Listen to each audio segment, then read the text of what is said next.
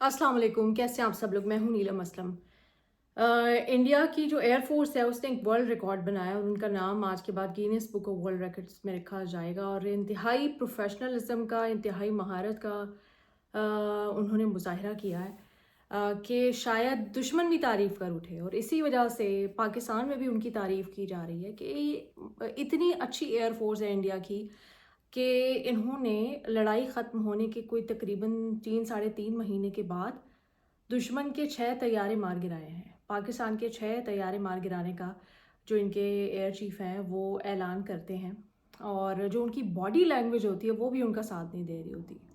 मुझे ये नहीं समझ आती कि उनकी कौन सी ऐसी वीकनेस, उनकी कौन सी ऐसी कोई वीडियो, क्या ऐसा गवर्नमेंट के या वो जो हुकूमत चला रहे हैं उनके हाथ लग गया कि उनसे ऐसी स्टेटमेंट दिलवाना पड़ी जो जिस वक्त ऑपरेशन सिंदूर जिसको ये कहते थे वो जारी था, उस वक्त नहीं ऐसी कोई स्टेटमेंट दी गई। अब 3.5 महीने बाद क्यों इतनी मजबूरी में ये स्टेटमेंट दिलवाई गई। आपको याद होगा कि जो डिफेंस चीफ हैं, उन्होंने एक ब्लूमबर्ग को गालिबन इंटरव्यू दिया था। उसमें उन्होंने अपनी जो तैयारी लॉसेस थे उसका तस्करा किया था, अपने तैयारी करने का तस्करा किया था। उसके बाद ऑपरेशन सिंदूर के बाद भी एक प्रेस ब्रीफिंग हुई थी जिसमें जितनी भी जो तीनों आर्मीज़ हैं उनके जो चीफ्स थे वहाँ पर मौजूद थे। वहाँ पर उन्होंने गुफ्तगू की थी, वहाँ पर सहाफ़ियों ने सवाल भी किए थे, वहाँ पर भी ऐसा कोई तस्करा नहीं हुआ। फिर इनके एक और रिटायर्ड आर्मी पर्सनल हैं, वो बाहर गए थे एक सेमिनार में शिरकत करने के लिए, वहाँ पर भी उनकी जानिब से एक्सेप्ट किया गया था। फिर इनके एक पॉलिटिशियन हैं, उन्होंने भी एक्सेप्ट किया था। फिर जो इंटरनेशनल वेबसाइट्स और न्यूज़ वेबसाइट्स हैं उन्होंने भी इस बात का उन्होंने एक्सेप्ट किया कि राफ़ेल जो हैं वो डिस्ट्रॉय हुए हैं। और पहले राफ़ेल के लिहाज से इसलिए न्यूज़ बन रही थी क्योंकि पहले ही राफ़ेल हैं जो कि तबाह हुए हैं, और इस तरह की कॉम्बैट फाइट में पहली बार उनका सामना था चाइनीज़ टेक्नोलॉजी से, और वो बिल्कुल डिस्ट्रॉय हो गए। फिर डोनाल्ड ट्रंप ने इस बात का इजहार किया। चलें, आप डोनाल्ड ट्रंप की बात नहीं मानना चाहते, ना माने। डोनाल्ड ट्रंप के अलावा आपकी अपनी कंट्री में आपके अपने जो मीडिया चैनल्स हैं जिन्होंने कराची पर कब्ज़ा करवाया, जिन्होंने लाहौर पर कब्ज़ा कराया, जिन्होंने इस्लामाबाद पर कब्ज़ा कराया, रावलपिंडी पर कब्ज़ा कराया, ये तो इतनी बड़ी उन्होंने गप मारी है, इतनी बड़ी फेंकी है कि ये तो गोदी मीडिया भी पीछे रह गया है कि जो उन्होंने किया। एक पाकिस्तान की जो आर्मी है, पाकिस्तान की जो आर्मी रिप्रेजेंटेटिव्स हैं, जिस वक्त पाकिस्तान में ऑपरेशन बनियानुल मरसूस ख़त्म हुआ तो उन्होंने ब्रीफिंग दी, और उस ब्रीफिंग में उन्होंने अपने जो नुकसानात हैं उसकी बात भी की, और कहीं ऐसा कोई तज़किरा नहीं किया गया। उस ब्रीफिंग में उन्होंने अपनी ये एक प्रोफेशनलिज्म होता है, उन्होंने अपनी जो दुश्मन आर्मी है उसको एक प्रोफेशनल आर्मी करार दिया, कि उनकी भी तारीफ़ की कि ठीक है कि दोनों को लड़ना पड़ता है। तो ये इस तरह से प्रोफेशनल आर्मी इस तरह से होती हैं। और इंडिया की आर्मी भी नो डाउट बहुत अच्छी है, लेकिन ऐसी क्या मजबूरी है कि पहले उनसे इतनी जल्दबाजी में एक जंग करवा दी गई, फिर जंग में उनके इतने लॉसेस हुए, और फिर उस लॉसेस के बाद वो तकरीबन 3 साढ़े 3 महीने उनसे सवाल पूछे जाते रहे, लेकिन वो चुप रहे, वो नहीं जवाब दे सकते थे क्योंकि लॉसेस के बारे में नहीं बता सकते थे।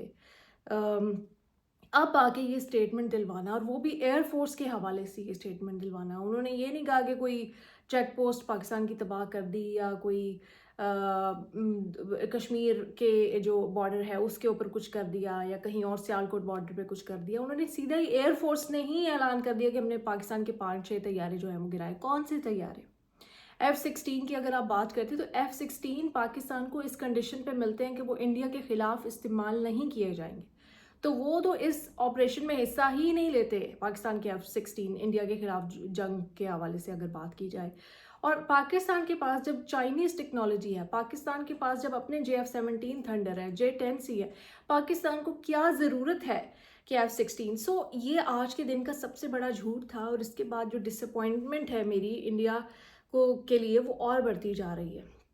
दुश्मन या नेबर या पड़ोसी या दोस्त या एक वक्त में ज़ीरो कंट्री होते थे, जो मर्ज़ी समझ लीजिए, लेकिन आपके साथ एक कंट्री खड़ी है, आपको दुख होता है कि वहाँ पर जो अक्ल, समझ, बूझ, लॉजिक, उसका कत्लेआम इस तरह से हो चुका है कि वहाँ पर छोटे से छोटे आम लोगों से लेकर और बड़े से बड़े लोगों तक और समझ बूझ रखने वाले लोगों तक उनकी लॉजिक को, उनके दिमाग को इस तरह से मफलूज कर दिया गया कि आज उनसे ऐसी स्टेटमेंट्स दिलवाई जा रही हैं। और पाकिस्तानी आर्मी के अगर ये नुकसानात हुए होते, मुझे पूरा यकीन है उन्होंने खुद ही मान लेने थे। पाकिस्तान के अखबारात ने खुद ही बता देना था, पाकिस्तान के सहाफ़ियों ने खुद ही बता देना था।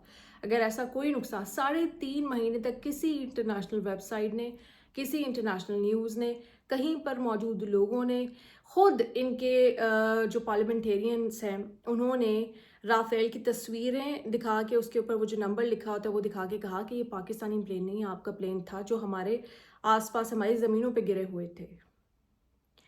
क्यों इतना बड़ा झूठ बोलने की, मतलब ठीक है कि नुकसान होता है, जंगें होती हैं, दोनों तरफ का नुकसान होता है।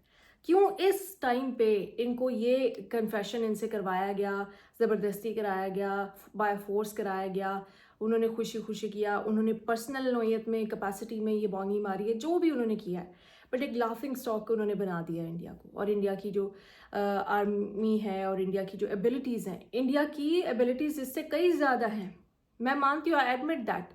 लेकिन उस जंग में India was ill prepared, India की फ़ौज तैयार नहीं थी।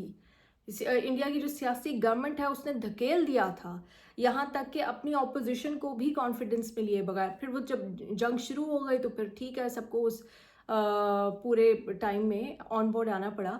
यहाँ तक कि वहाँ पर IPL जारी थी, वहाँ किसी को ऑन बोर्ड नहीं लिया गया, फिर उसको रोकना पड़ा और फिर जंग बंदी हुई और फिर दोबारा IPL। अगर IPL ना होती तो उससे कितना बिलियंस का नुकसान होना था इंडिया का।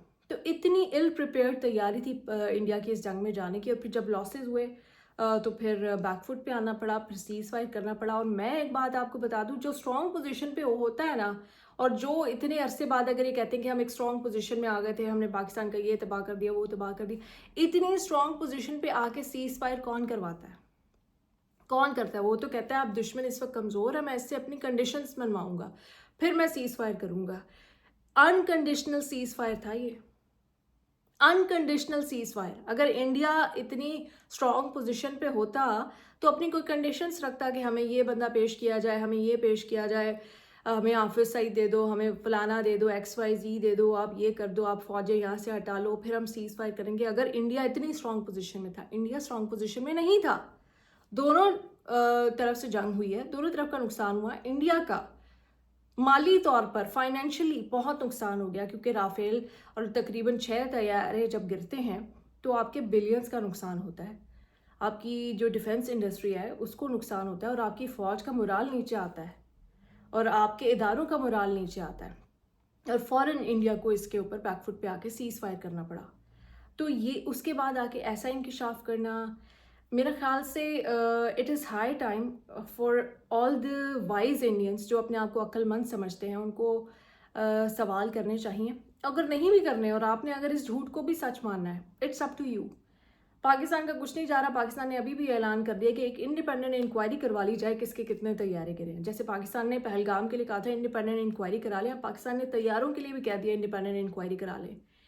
क्या इज्जत रह जाएगी इंडिया की? एक शख्स ने इंडिया को सिफारती तौर पे, डिप्लोमेटिक तौर पे तनहा किया है, और अब वो हर किसी के सामने, मतलब अब न्यूज़ वेबसाइट्स इसके ऊपर तज्जिया करेंगी, इसके ऊपर एक्सपर्ट्स को लिया जाएगा, एनालिस्ट को लिया जाएगा, सब तज्जिया करेंगे और सब कहेंगे कि इतना बड़ा झूठ, मतलब आपकी फ़ज़ाई फ़ौज का सरबराह या चीफ इतनी बड़ी पोस्ट पे अगर कोई झूठ बोल रहा है, इतना बड़ा झूठ कैसे बोल सकता है? वो मजाक बनाया जाएगा। So this is very disappointing, very shameful. तो इसीलिए मैं कह रही हूँ कि अब ये Guinness book of world record में लिखा जाएगा कि जिस वक्त जंग को गुजरे 3.5 महीने हो गए थे, उस वक्त इन्होंने, इंडिया की जो फ़ज़ाइया है उसने पाकिस्तान के तैयारे मार गिराए। और बड़े बुजुर्ग कहते हैं कि लड़ाई के बाद जो मौका याद आए वो अपने मुंह पे मार लेना चाहिए।